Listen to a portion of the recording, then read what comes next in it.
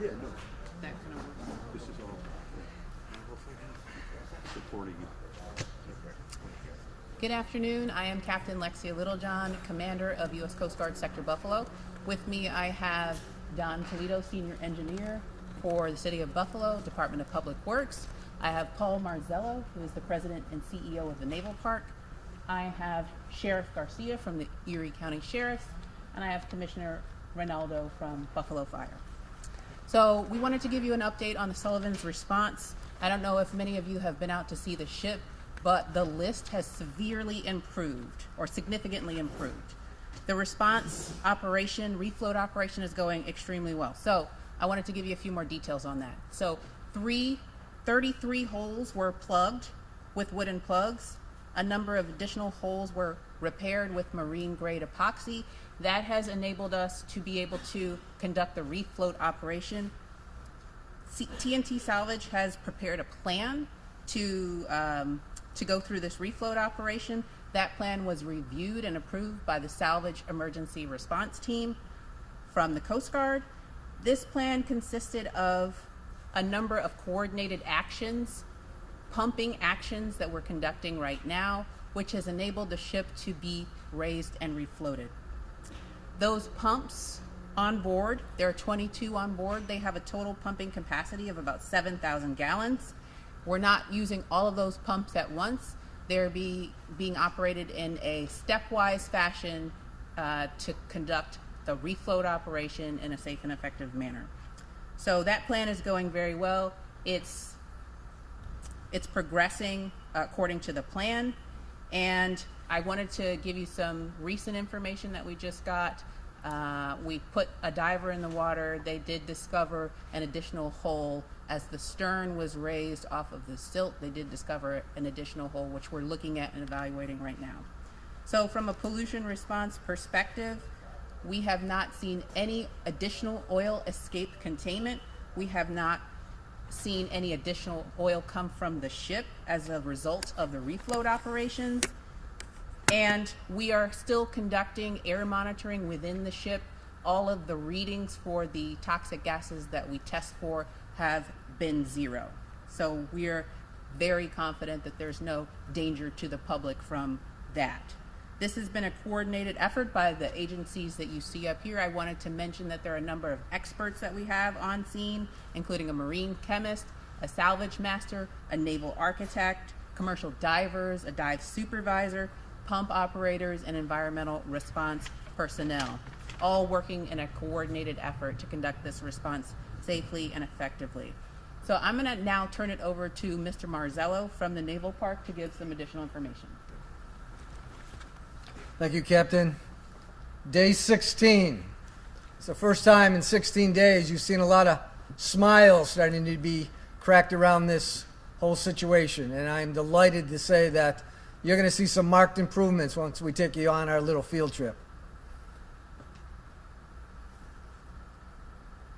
It was an all-hands-on-deck effort this morning, starting at 0700 right after we broke for our morning briefing and started the dewatering process. And the joy of seeing this historic landmark rise out of the water was a very meaningful and poignant time for all of us.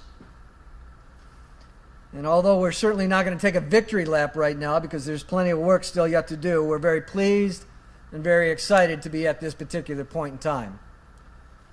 I want to thank an amazing team of talent that has been working 12-hour days for the last 16 days, including TNT Recovery and Repair Company, the U.S. Coast Guard, Miller Environmental, BIDCO, City Police and Fire, New York State Department of DEC, It's almost like a bit of a family that we have put together here over the course of these 16 days. And even though it might be sad to see them all go, we're going to be glad to get rid of them.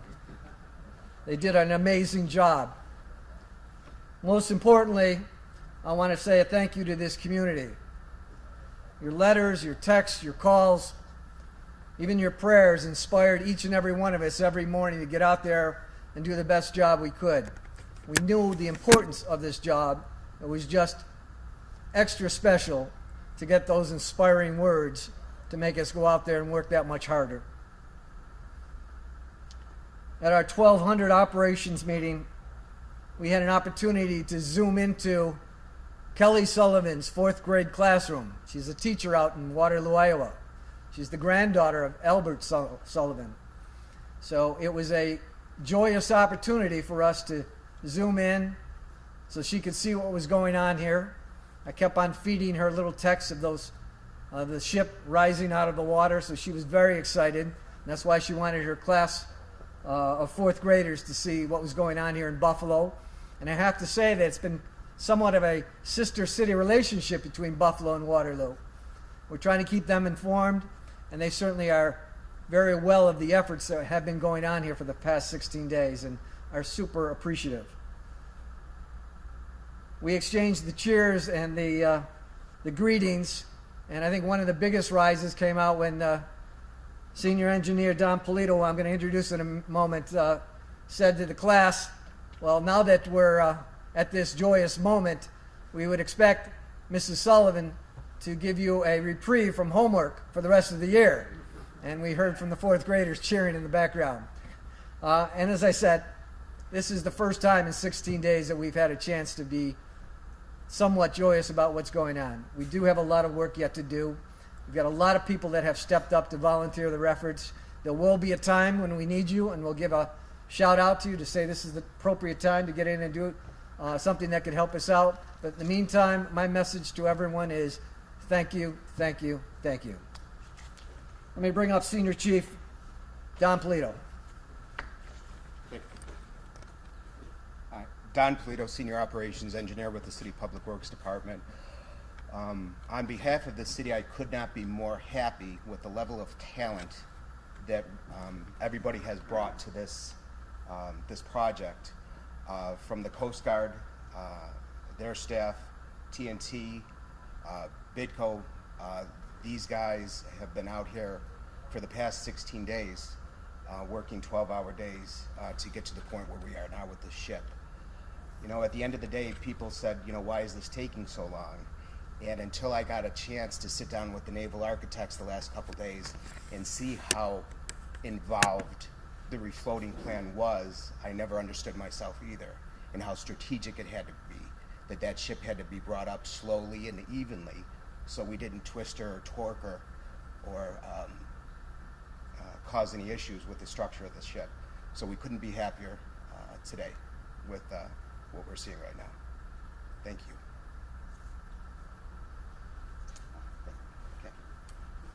Okay, we'll take your questions. Day 16, I know for a while the thought process was, or the comments were, you know, we're going to get this done, but it's going to take a while. You all sound really excited with the progress that was made just today alone. Were you surprised that it only took 16 days? And I know that kind of sounds crazy saying only 16 days, but that it took about 2 weeks to get to this point. I think we were all surprised with exactly how fast the ship came up, and I think we had to actually slow it down a little bit to make sure that we kept the progress moving in a safe and effective manner. So I would say yes, Marley, I think that was surprising. Do you anticipate any permanent damage to the ship that will need to be addressed, you know, once the complete refloat is underway, you know, there's any permanent damage? So the refloat operation is essentially what we would consider an emergency response. And then when we get into permanent repairs, that is transitioning into a different phase. Mr. Marzella, did you want to comment on that at all? I would be glad to. So as I think everyone was well aware, we had a plan in place. And that plan was put together with a hull study done by BIDCO. BIDCO followed up with a operational plan to repair the ship. We began that process last summer. It was interrupted with the cold, harsh winter weather, and it was going to resume this spring. Now, we still have a job to do, and BIDCO is going to be back on the job as soon as we get the okay from TNT and the Coast Guard and environmental. They'll be back repairing the hull, and once we get that hull to the point where we think that we can make longer range decisions, we'll be there. But at this point, we don't see any reason that we would think that she has any permanent damage. We are totally confident that Bidco can complete the job and make the repairs necessary that we expected. Paul, in this process of stabilizing and doing what we needed to do to get this ship taken care of, have you identified any issues that you're concerned about with, say, the Croker or the Little Rock that would be part of your long-term, look ahead here as far as what's happening, with this ship? Well, absolutely. This is one of 3 ships we have in the water. We have one outside with the PT boat.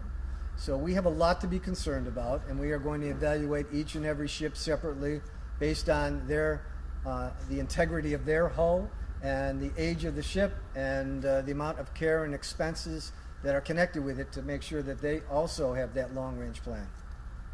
From a financial perspective, do you all have any idea the long-term costs or how much the cost of these repairs will be or are so far? Yeah, we don't really have an idea yet. I mean, the invoices aren't coming in yet. They will be shortly. Once they do, we're going to have I'm sure, a complete and thorough accounting of all the money that is going out and who it's going to. So that'll be public information. Where it's going to end up, I couldn't tell you. I don't know how much this total operation is going to cost until it's all over, and I don't know when it's going to be all over. So the question's a good one, but I just don't have a good answer for you yet. Can I follow up with, is dry docking an option for these repairs? So that has been mentioned a number of times, and it's something that we have considered. We considered it before we even went to the epoxy method of applying the hull. The problem has always been that we were concerned about the structural integrity of the ship to even make it to dry dock. So once Bidco is back on the job and makes the necessary repairs to the hull, we can consider that option as well. Will anything change from the public's perspective, Paul, as this situation becomes rectified? Some of the fencing, some of the, people are able to get a little bit closer to see the ship? Yes, and I'm sure that that announcement will come out very shortly when we can start resuming normal operations. We certainly want to have the public back on the grounds to enjoy the other ships that are still here.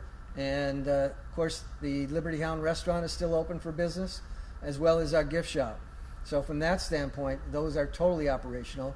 We want to get the rest of the park online so that we can get back to the place where we belong. And that is giving people an opportunity to experience, see these vessels, and give them the proper respect and honor they deserve. From an emergency standpoint, what is left to be done in terms of repairs? I should probably go back to the captain and respond to that, if you would, please. From the emergency response standpoint, once we get the vessel up to an even keel, righted to the point where we feel that it's stable, we'll conduct another assessment. So we'll send divers around the entire vessel and make sure that it's stable in a sense that we can depart the scene and turn it over to Mr. Marzello. And then that becomes then the permanent repair transition phase. Any timeline at this point? I'm thinking early next week, we should have a very good idea of what that transition is going to be. So I'm saying early next week at this point. Is there any new diver video that we could possibly receive today? I don't have diver video for you. I potentially could have some additional video for you. I'll confer with my counterparts after this and we'll get that to you. Any other questions? Okay, thanks folks. As far as B-roll and shots of the ship, we've got the pier on the Liberty Hound. There's a vantage point to the beach if you want to go out there. You can see the animals through the restaurant, out of the patio, and set up their pier. That's the field there. And